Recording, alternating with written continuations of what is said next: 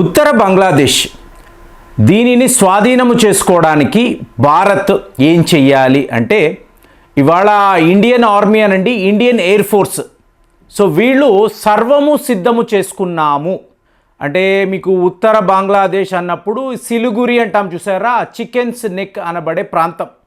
So దీన్ని పెంచుకుంటూ వెళ్ళాలి భారత్ వైపు నుంచి. ఇక్కడ ఒక విడి దేశం, హిందూ దేశం. ఎందుకంటే అక్కడ రంగ్పూర్ అనబడే ఒక జిల్లా ఉంటుంది, సియాల్నెట్ అని అంటారు, అలాగే కూల్నాన్ అంటారు. ఈ ప్రాంతాలంతా హిందూ పాపులేషన్ ఎక్కువ ఉండే మీకు ఏరియాస్. సో వీటినంతా కలిపి ఒక దేశం. ఇది జరుగుతుందా? మనము చేసే ప్రయత్నాలు నిజంగానే అక్కడ ఎగ్జిక్యూట్ అవుతాయా, లేదా ఉత్తుత్తిన ఒక కాన్స్పరెన్సీగా మనం మాట్లాడుకుంటున్నామా అంటే మొన్న జరిగిన సంఘటనలు మనం గమనించాలి. దీనికి రెండు అతి ముఖ్యమైన కారణాలండి. ఒకటి, పాకిస్తాన్ బంగ్లాదేశ్ అనబడే మన శత్రు దేశాలు వీళ్ళ ఓవర్ యాక్టింగ్. అంటే పాకిస్తాన్కు సంబంధించిన ఐఎస్ఐ వీళ్ళ చీఫ్ దాకా రావడము, అక్కడ మనం ఇంటెలిజెన్స్ షేర్ చేసుకుందామండి. ఈ పనికి మాలిన వాళ్ళు ఏంటండి ఇంటెలిజెన్స్ షేర్ చేసుకుంటారు అంటే నీ దగ్గర ఎంతమంది తీవ్రవాదులు, నా దగ్గర ఎంతమంది తీవ్రవాదులు, సో వీళ్లను ఎలాగ భారత్ వైపు పంపించాలి, ఇదే కదా వీళ్ళ అజెండా. ఇంతకు మించి వీళ్ళు ఏం చేస్తారండి?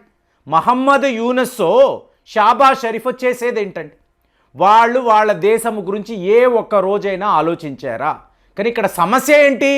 పాకిస్తాన్లో మైనారిటీలుగా హిందువులు ఉన్నారు, క్రైస్తవులు ఉన్నారు, సిక్కులు ఉన్నారు, బౌద్ధ మతస్థులు ఉన్నారు. సిమిలర్గా బంగ్లాదేశ్లో కూడా హిందూ పాపులేషన్ చాలా ఎక్కువ. సో వాళ్ళని వీళ్ళు హింసిస్తూ ఉంటే మనం చూస్తూ ఊరుకోలేం కదా.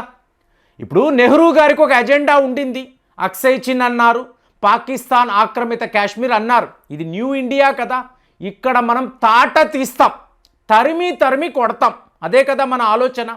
సో ఇప్పుడు ఇది ఎగ్జిక్యూట్ చేస్తామా లేదా ఉత్తినే మాట్లాడతామా అంటే చూడండి, ఈ పాకిస్తాన్ ఆర్మీ సిలిగురి దాకా వెళితే ఆ చికెన్స్ కారిడార్ దగ్గర పాకిస్తాన్ ఆర్మీ కనిపిస్తే మనము ఏం చెయ్యాలో చేస్తాం.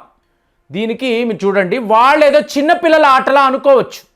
ఈ బంగ్లాదేశ్ పాకిస్తాన్ ఏదో ఒక టర్కీ డ్రోన్ని పెట్టుకొని మేము ఇండియన్ ఆర్మీని బెదిరించాం, ఇవన్నీ వాళ్ళు మాట్లాడవచ్చు. మనం అలా కాదు కదా. ఏం జరిగిందో చూడండి. ఆపరేషన్ డెవిల్ స్ట్రైక్ అని చెప్తారు, అంటే అఫీషియల్గా రావాలండి.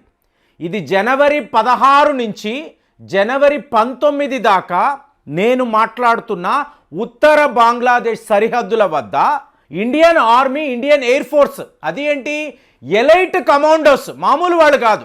సో వీళ్ళు ఇండియన్ ఆర్మీలో ఎలైట్ కమాండోస్, పారా ట్రూపర్స్ అంటారు, అంటే పారాచూట్ల ద్వారా యుద్ధానికి వెళ్ళే ఒక ఎలైట్ గ్రూప్. వీళ్ళు ఈ సిలిగురి కారిడార్, చికెన్స్ నెక్, ఇక్కడ ఆపరేషన్ డెవిల్ ఎక్సర్సైజ్, దెయ్యాలు, మీకు రెండు వర్గాలకు చెందిన దెయ్యాలు, పాకిస్తాన్ బంగ్లాదేశ్. సో వీళ్లకు మనం క్లియర్గా చెప్తున్నాం. ఇప్పుడు చూడండి, 2022లో పుతిన్ గారు యుక్రెయిన్ని వార్న్ చేస్తున్నారు, నీ సరిహద్దుల్లో నేను మిలిటరీ ఎక్సర్సైజెస్ చేస్తున్నాను. అర్థం ఏంటి? తేడా అయితే నీకు దెబ్బ గట్టిగా తగులుతుంది. సో ఇప్పుడు మనం ఏం చేస్తున్నాము?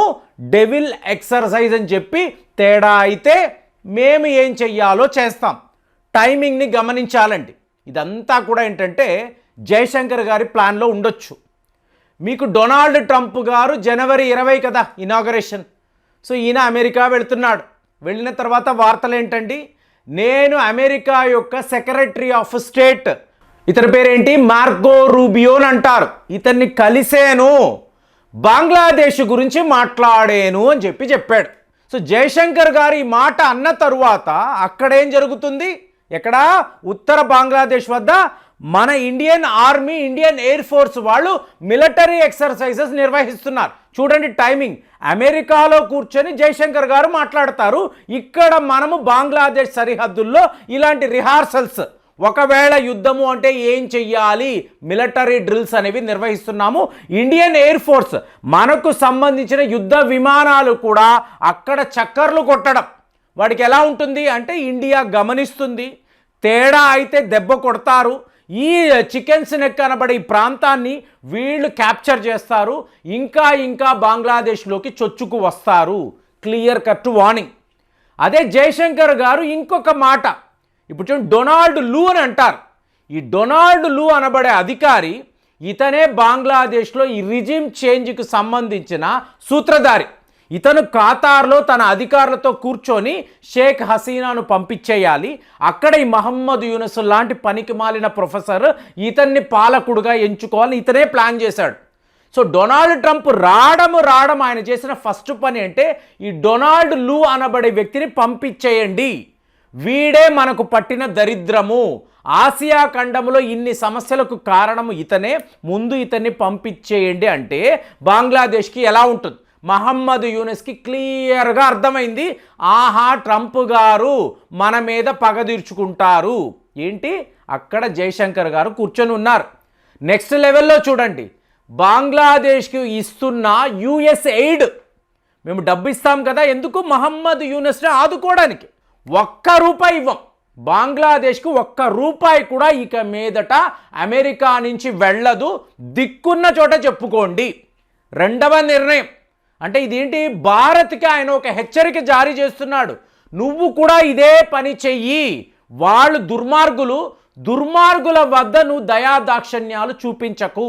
అంటే ఏంటి, మీకు లాస్ట్ ఇయర్ చూసారనుకోండి 200 కోట్లు మనం వాళ్ళకి ఎయిడ్ ఇచ్చామండి బంగ్లాదేశ్కి, అదే ఇవాళ మనం తగ్గించామని చెప్తున్నాం, 120 కోట్లేనండి వాళ్ళకి ఫండింగ్ ఇస్తున్నాం. ఎందుకు ఇవ్వడం అంటే, బియ్యము మన వద్ద నుంచే వెళ్తుంది, వాడికి కావలసిన కరెంటు అనండి, గోధుమ అనండి, స్పేర్ పార్ట్స్ అనండి, ప్రతిదీ మనమే కదా పంపిస్తున్నాము. సో అలాంటిది టోటల్గా ఆపేయండి, ఫండింగ్ ఎందుకు ఇస్తారు? ఈ 120 కోట్లు కూడా ఆపేయండి, అప్పుడు వాడికి తెలుస్తుంది. ఏమండి, ఒక పాకిస్తాన్ వాడికి డబ్బులు ఇస్తున్నాడా, చైనా వాడు ఇస్తున్నాడా, ఎవరిస్తారు? మనము వెళ్ళి ఆదుకుంటాం. అలాంటిది టోటల్గా కట్ చేసేయండి, అప్పుడు ఈ మహమ్మద్ యూనస్కి అర్థమవుతుంది. ఒకవైపు అమెరికా చెప్పేశారండి, ప్రెసిడెంట్ యొక్క ఎగ్జిక్యూటివ్ ఆర్డర్స్ వచ్చేసేయి, ఇక మీదట ₹1 కూడా బంగ్లాదేశ్కి ఇవ్వమని చెప్పి క్లియర్గా డొనాల్డ్ ట్రంప్ గారి ప్రభుత్వం వాళ్ళ అధికారులు చెప్పేశారు. ఇదే పని మనము కూడా చెయ్యాలి, ₹1 బంగ్లాదేశ్కి పంపించకూడదు. అలాగే హిందూ మైనారిటీలు ఎక్కడెక్కడ ఉన్నారో వాళ్ళని వీళ్ళు టార్గెట్ చేస్తున్నారు. వీళ్ళు కలిసి ఏం మాట్లాడుకున్నారు, పాకిస్తాన్లో మేము సక్సెస్ఫుల్గా ఈ హిందువులను తరిమి వేశాము, వాళ్ళు పారిపోయారు, నువ్వు కూడా అదే చెయ్యి. సో అలాంటి ఒక ఫీడింగ్ అనేది పాకిస్తాన్ వాడు బంగ్లాదేశ్కి ఇస్తున్నాడు. ఇప్పుడు ఈ మహమ్మద్ యూనస్ కూడా ఇదే ప్లాన్లో ఉన్నాడు. ఒరే, నువ్వు హిందువులను తరిమి వేయడం కాదురా, ఈ చికెన్స్ నెక్ వద్ద ఉండే మీ సైనికులను, బార్డర్ సెక్యూరిటీ ఫోర్సెస్ను మేము తరిమి వేస్తాం, మా ఆర్మీ అను ఎయిర్ ఫోర్స్ మేము సిద్ధముగా ఉన్నాం. అందుకే దీని పేరు ఆపరేషన్ డెవిల్ ఎక్సర్సైజ్. డెవిల్ని తరిమి కొట్టడం, డెవిల్ని పూర్తిగా నాశనము చేయడానికి మేము ఇవాళ ఆయుధాలు పట్టుకున్నాము, మా విమానాలు సిద్ధముగా ఉన్నాయి. తేడా అయితే ఉత్తర బంగ్లాదేశ్ను భారత్ క్యాప్చర్ చేస్తుంది. ఒకప్పుడు మేము మీకు స్వతంత్రం ఇప్పించాం, ఇదే పాకిస్తాన్ దుర్మార్గుల నుంచి నువ్వు ఏమైనా నేర్చుకున్నావా? షేక్ హసీనా పాకిస్తాన్ని ఒక శత్రు దేశం అని చెప్పింది. ఎందుకు? అంతంతమంది లక్షల మంది ప్రాణాలు పోగొట్టుకున్నారు.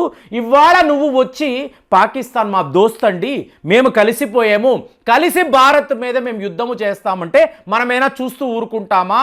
కాబట్టే మన Indian air force, Indian army ఇవాళ సరిహద్దుల వద్ద విపరీతంగా సైనికులను మోహరించి, పద నువ్వు ఏం చేస్తావో చెయ్యి, మేము ఏం చేస్తామో చేస్తాము, తరువాత ఉత్తర బంగ్లాదేశ్ పోయింది కదా అని చెప్పి లబోదిబోమని ఎవరికి చెప్పుకుంటావో చెప్పుకో. ఎందుకంటే అక్కడ అమెరికా వినే పొజిషన్లో లేదు, డొనాల్డ్ ట్రంప్ గారు పూర్తిగా భారత్ వైపు ఉన్నాడు, వాళ్ళకు ₹1 ఇవ్వను, ఈ మహమ్మద్ యూనస్ను తరిమి వేస్తాను అని ఆయన క్లియర్గా చెప్తున్నాడు. ఇదంతా జయశంకర్ గారి ఆటలో ఒక భాగమే.